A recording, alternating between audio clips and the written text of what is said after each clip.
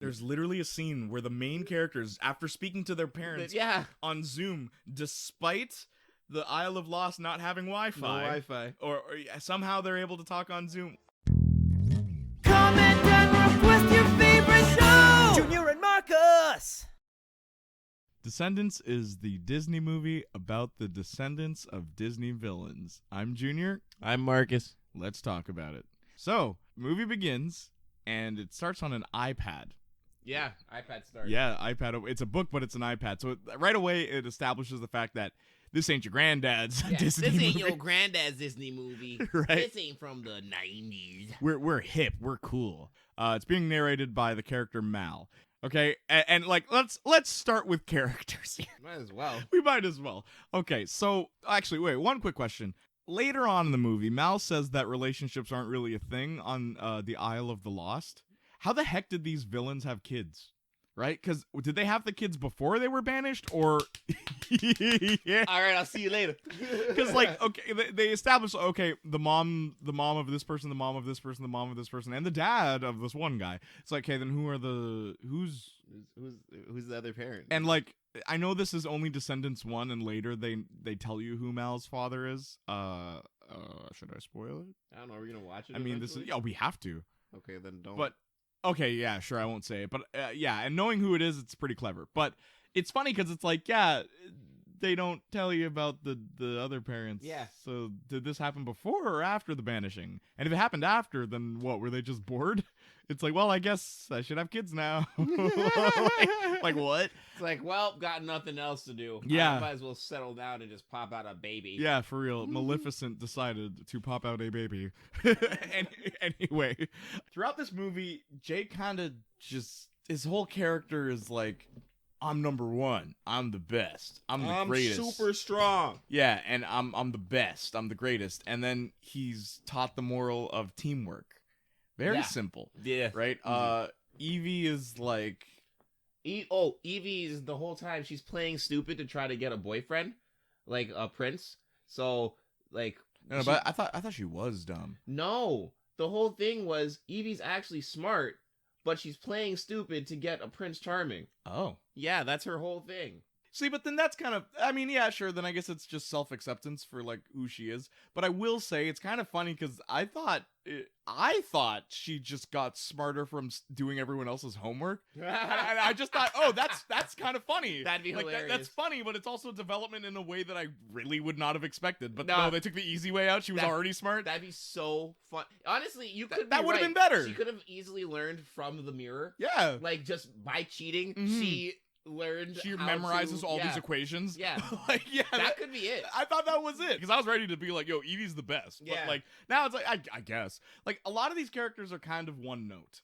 Literally Jay, they all are. Yes, even Mal, as much as they love to give her the spotlight, all her character is we're evil, we're rotten to the core. Yeah, I'm the bad girl. I'm bad. I'm different. I'm not like the other girls. And then falls in love, and maybe I'm not evil. Maybe, you know what? Maybe I'm not evil, and I just didn't have love in my life. Yeah, that's all I needed. All I wanted was to be loved. Was a hug. Yeah, and it's like, okay, Mal. And then Carlos, oh my gosh. He's the most one note. He's afraid of dogs. You especially know, but the funniest thing about Carlos is literally the beginning of the movie, they firmly establish he's afraid of dogs, okay? And like less than halfway through the movie, he overcomes his fear by just being exposed to a dog once. Yep. Okay, that's not how trauma or like, that's not how you change that belief just instantly. But whatever, Disney movie got a Disney. But the funny thing is, he gets over it. And I said to Marcus, I'm like, well, there goes his one defining character trait. What does he do after that? He gives Mel the spell book. Yeah, that's it. That's it. And he plays sports with Jay. Yeah, after Carlos is, like, his dog problem is solved, he's just regulated to a background character. He's just a guy. Yeah, and that's the problem with this whole movie. Jay's the same thing. Yeah. Once he learns teamwork, that's it. There's literally a scene where the main characters, after speaking to their parents on Zoom, Jay is just slightly further back than the rest of the main characters in the shot. It's really weird. We got Mal in the middle, right? Yeah. Behind her is Evie. Behind her, again, is Carlos. Right? And then off to the side, further behind them, way back, is Jay. And you can tell he's further behind because half the his focus, body's the focus is off. It's just off. And yeah, that's basically those 4 main characters. Because Ben wants these 4 villains' kids to come to the land, the villains say, nah, here's what you're gonna do. Okay, you're gonna go into the land and you're gonna rob them blind and make it so that villains can come to that land, because there's a barrier that prevents the villains from Around crossing. The Isle of Lost, yeah, and there's also a bridge that has a remote that didn't end up coming back. Yeah, it didn't. Wow, we said it was gonna. We thought, okay, yeah, there's a remote that lets them cross between the Isle of the Lost and the USA, but like. And like the guy says, this is the remote to open the bridge, and it never gets brought up again. We thought it was, that they're going to use that to bring the villains up. Nope. Come back or something. Maybe it happens in the sequels. And they go to the museum, and there's a security guard. And in the middle of the room the security guard is Maleficent's wheel, where if you prick it, then you fall asleep. Yeah, like Sleeping Beauty, right? Yeah, is it Sleeping Beauty? Yeah. Yeah, Aurora Briar Rose. Yeah, so basically what Mal does is like magic spell. It has to rhyme. Can't you tell? And then the guy pricks his finger on it, and then he falls asleep. And Marcus turns to me and says, "Yo, doesn't a prince have to kiss him for him to wake up again?" He's gonna be sleeping forever, bro. I was dying. I'm like, Ben's gonna have to come into the museum and be like, oh, again? Witches again. We should really move this wheel, guys. Why is it with the security guard?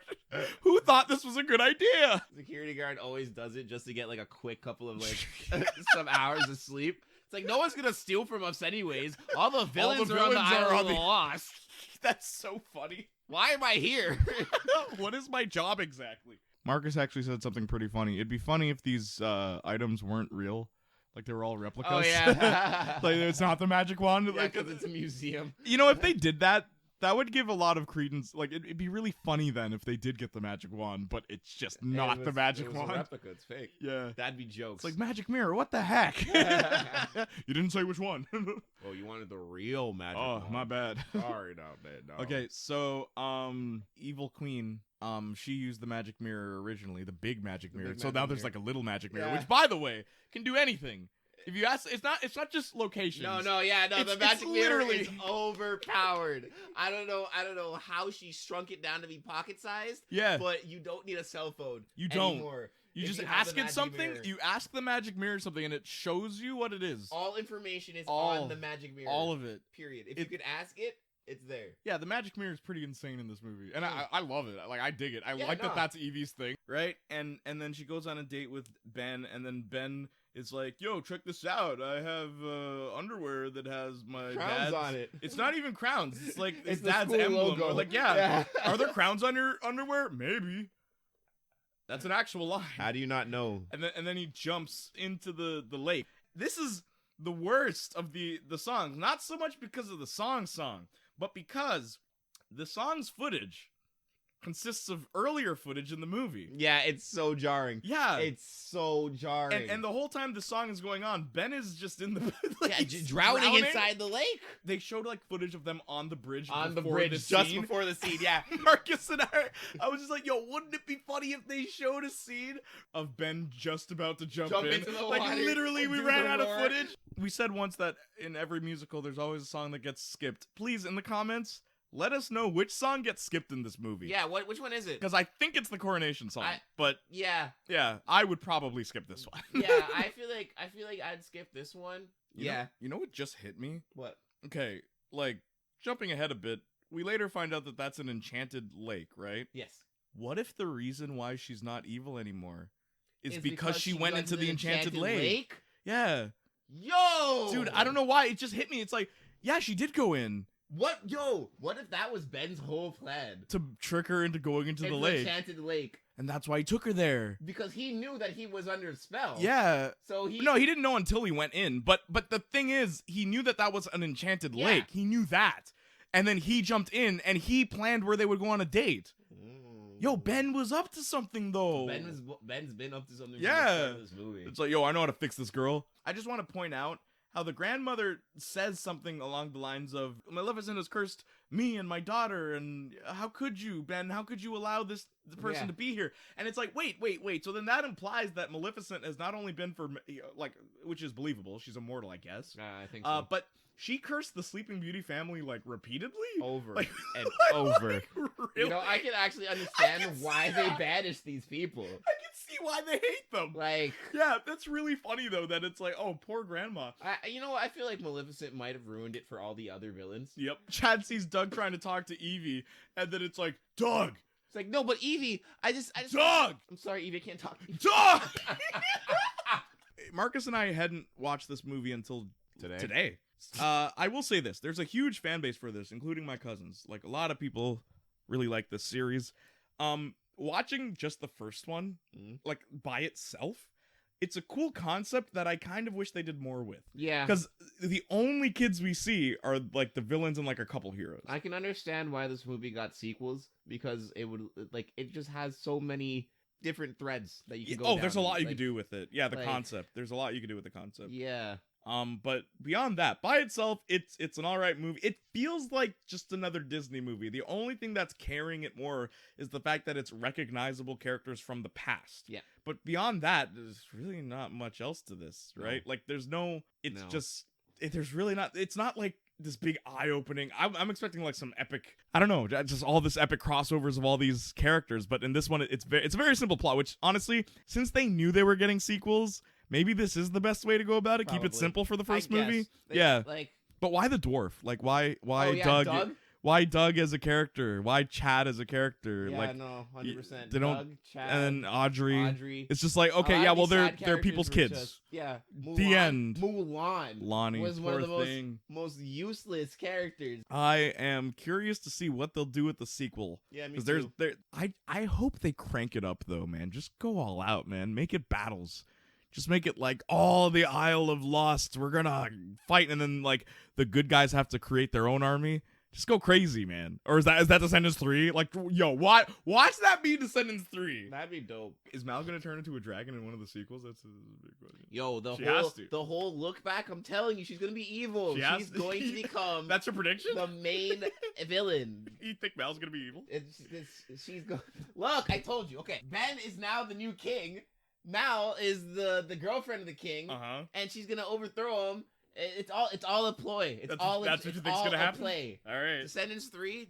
No one comments. If you tell me what happens in Descendants 3, I'll beat you up. Just let me have this one.